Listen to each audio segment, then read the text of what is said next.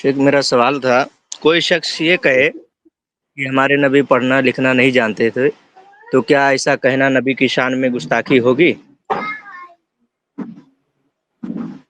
اگر کوئی جی انسان یہ کہتا ہے کہ ہمارے نبی صلی اللہ علیہ وسلم لکھنا پڑھنا نہیں جانتے تھے تو کیا یہ گستاخی ہوگی؟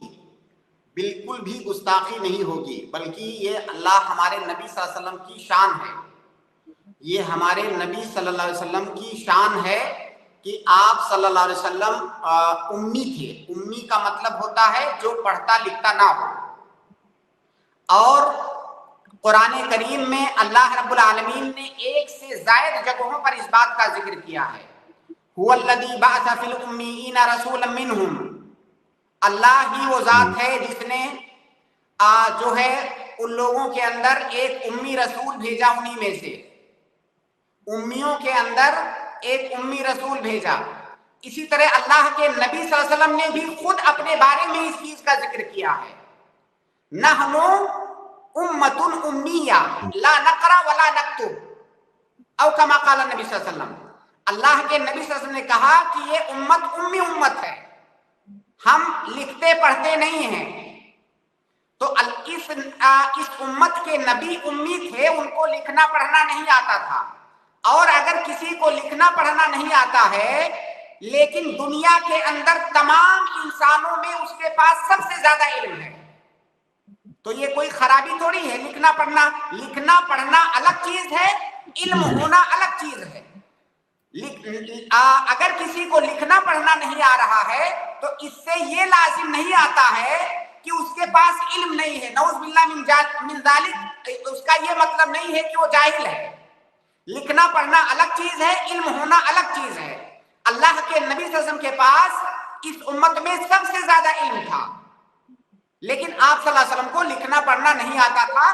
تو یہ ہمارے نبی صلی اللہ علیہ وسلم کی ایک طور سے شان اور ان کی فضیلت ہے کہ لکھنا پڑھنا نہ آنے کے باوجود بھی اللہ رب العالمین نے انہیں نبی بنایا اور انہیں اس امت میں سب سے زیادہ علم دیا۔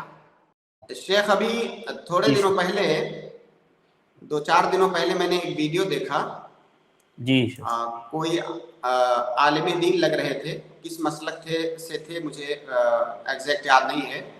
جی جی یہ اللہ کے نبی صلی اللہ علیہ وسلم نبی امی تھے، اس کی وہ تشریح کر رہے تھے کہ امی ہونے کا یہ مطلب نہیں ہے کہ نبی صلی اللہ علیہ وسلم کو لکھنا پڑھنا نہیں آتا تھا۔ تو پھر اس کا کیا مطلب ہے؟ اس کی کئی تشریحات وہ کر رہے تھے۔ اس میں سے ایک تشریح یہ تھی کہ مکہ کو ام القریٰ کہا جاتا ہے، اس کا نام ہے ام القریٰ۔ تو چونکہ ام القریٰ مطلب شہروں کی ماں، تو امی یہ کی طرف نسبت ہے۔ مطلب ہوتا ہے ماں، تو امی یہ نسبت ہے کی طرف۔ تو چونکہ ام القریٰ کے اندر، مکہ کے اندر نبی صلی اللہ علیہ وسلم پیدا ہوئے تھے، اس لیے ان کو نبی امی کہا جاتا ہے۔ ورنہ اس کا یہ مطلب نہیں ہے کہ آپ کو پڑھنا لکھنا نہیں آتا تھا۔